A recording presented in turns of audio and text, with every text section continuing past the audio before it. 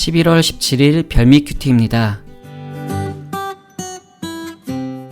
함께 기도하겠습니다.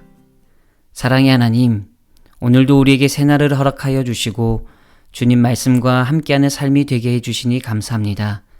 이 시간 우리에게 말씀의 은혜로 함께하여 주셔서 주신 말씀 속에서 하나님의 뜻을 발견하게 하시고 그 깨달은 바를 삶에서 순종하며 살아가는 믿음의 백성 되도록 도우시고 인도하여 주시옵소서. 예수님의 이름으로 기도드립니다. 아멘. 오늘 말씀은 학개 1장 1절부터 15절까지입니다. 학개 1장 1절부터 15절까지의 말씀을 봉독하겠습니다. 다리오 왕 제2년 여섯째 달 곧 그 달 초하루에 여호와의 말씀이 선지자 학개로 말미암아 스알디엘의 아들 유다 총독 스룹바벨과 여호사닥의 아들 대제사장 여호수아에게 임하니라. 이르시되 만군의 여호와가 이같이 말하여 이르노라.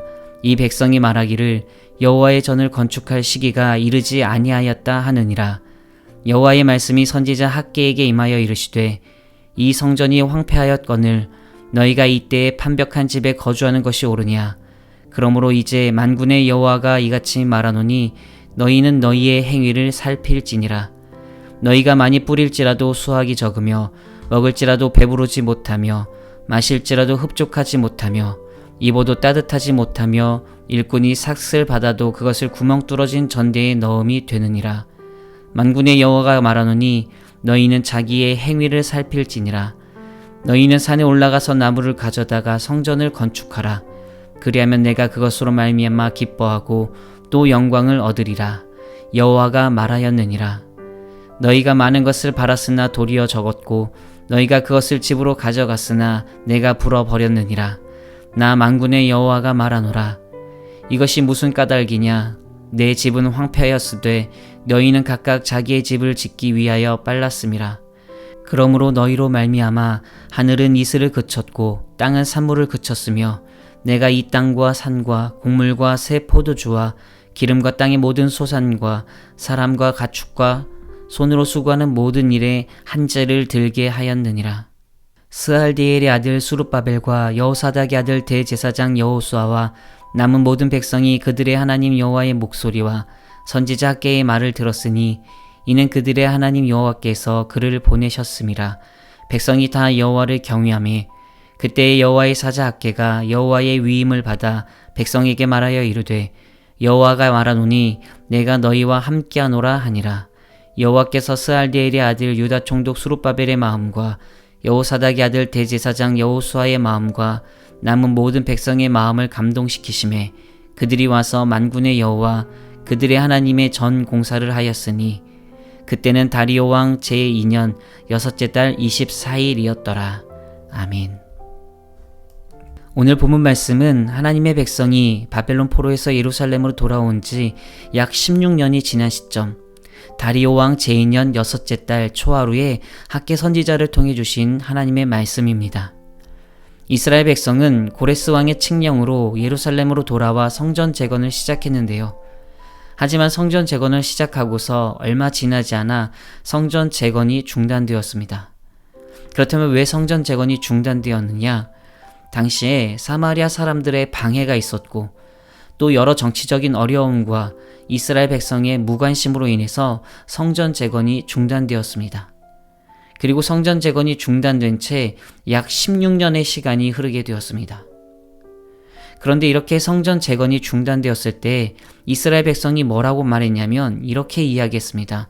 본문 2절에 여호와의 전을 건축할 시기가 이르지 아니하였다. 여러분, 이 말을 좀 더 쉽게 말하자면 아직 성전을 지을 때가 아니다 라고 이야기했다는 것입니다. 아마도 당시 이스라엘 백성은 외부적인 어려움이나 경제적인 곤궁을 핑계로 지금은 우리가 성전 재건을 할 수 없다 라고 그렇게 이야기했던 것입니다. 하지만 여러분, 하나님은 그런 이스라엘 백성을 향해서 학개 선지자를 통해 이렇게 날카롭게 지적하셨습니다. 뭐라고 지적하셨느냐? 본문 4절을 보니 이렇게 기록되어 있습니다. 이 성전이 황폐하였거늘 너희가 이때 판벽한 집에 거주하는 것이 옳으냐? 이 말씀을 새번역 성경으로 보면 이렇습니다. 성전이 이렇게 무너져 있는데 지금이 너희만 잘 꾸민 집에 살고 있을 때란 말이냐. 하나님은 학개 선지자를 통해 이스라엘 백성에게 하나님의 집은 황폐하게 두고 너희 자신만 안락한 삶을 사는 것이 옳으냐라고 말씀하셨습니다. 그러면서 하나님은 이스라엘 백성에게 이렇게 말씀하셨습니다. 너희는 산에 올라가서 나무를 가져다가 성전을 건축하라.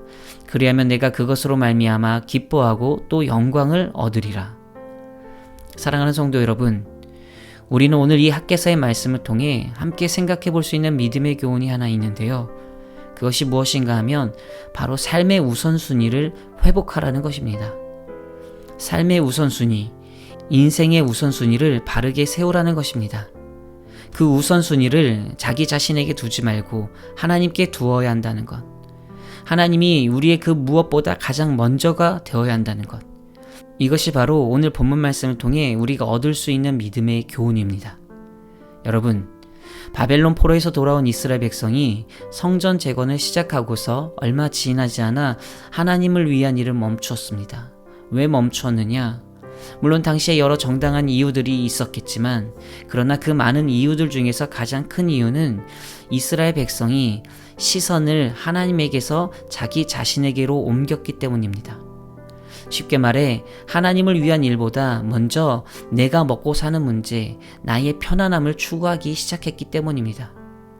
그렇게 시선을 하나님에게서 자기 자신에게로 향하다 보니 자연스럽게 하나님의 전을 건축하는 일은 뒷전이 되었고 하나님과의 관계도 점점 약해지게 되었습니다. 그래서 하나님은 그런 그들을 다시 바르게 세우기 위해 선지자 학개를 보내셔서 성전을 건축하라고 독려하신 것입니다. 너희의 삶의 우선순위, 인생의 우선순위를 나에게 두라 라고 이렇게 하나님께서 말씀하신 것입니다. 사랑하는 성도 여러분, 여러분은 지금 여러분의 시선을 어디에 두고 있습니까? 먼저 하나님을 바라보고 있습니까? 아니면 나를 위한 일, 나의 먹고 마시는 것, 나 자신을 먼저 바라보고 있습니까? 하나님이 우리에게 원하시는 것은 우리가 우리 자신을 먼저 바라보기보다 하나님을 먼저 생각하고 하나님을 먼저 바라보는 것입니다. 신약 성경에서 예수님이 너희는 먼저 그의 나라와 그의 의를 구하라 라고 말씀하셨는데 예수님의 이 말씀처럼 우리가 먼저 하나님을 바라보는 것, 하나님께 우리 삶의 우선순위, 우리 인생의 우선순위를 두는 것입니다. 그것이 바로 하나님이 우리에게 진정 원하시는 것이고 그런 우리를 통해서 하나님이 기뻐하시게 되는 것입니다. 그렇다면 우리가 그렇게 하나님께 삶의 우선순위를 두고 살 때 우리에게 어떤 유익이 있느냐? 예수님이 말씀하셨죠. 너희는 먼저 그의 나라와 그의 의를 구하라. 그리하면 이 모든 것을 너희에게 더하시리라. 우리가 우리 자신에게 시선을 둘 때보다 하나님께 먼저 삶의 우선순위를 둘 때 하나님이 우리의 필요를 채우시고 우리를 위해 역사하시고 우리를 위해 일하신다고 약속하신 것입니다. 내가 나 자신에게 우선순위를 둘 때보다도 하나님께 우선순위를 둘 때 하나님이 우리의 삶을 책임져 주시는 것입니다. 사랑하는 성도 여러분, 이 사실을 굳게 믿으시기 바랍니다. 이 사실을 의심하지 말고 굳게 믿으시기 바랍니다. 그래서 여러분 모두 믿음으로 하나님께 우선순위를 두고 하나님께 순종하는 삶이 되시기를 바랍니다. 그래서 정말 모든 것을 더하여 주시는 하나님의 그 놀라운 사랑과 은혜를 삶에서 경험하며 누리게 되시기를 주님의 이름으로 축복합니다. 여러분 기억하십시오. 우리는 먼저 하나님을 바라봐야 합니다. 우리는 하나님께 우선순위를 두어야 합니다. 그럴 때 하나님이 우리를 도우시고 우리를 인도하여 주십니다.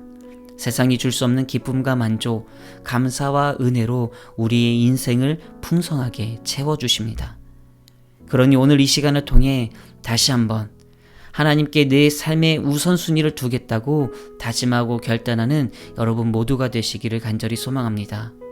그리고 그런 여러분의 결단 속에 하나님께서 은혜 베푸셔서 정말로 모든 것을 더하여 주시는 하나님의 사랑과 은혜를 삶의 자리에서 누리고 경험하게 되는 여러분 모두가 되시기를 주님의 이름으로 축원합니다. 함께 기도하겠습니다. 은혜로우신 하나님, 오늘 말씀을 통해 우리의 마음과 삶을 다시금 돌아보며 살피게 하여 주시니 감사합니다.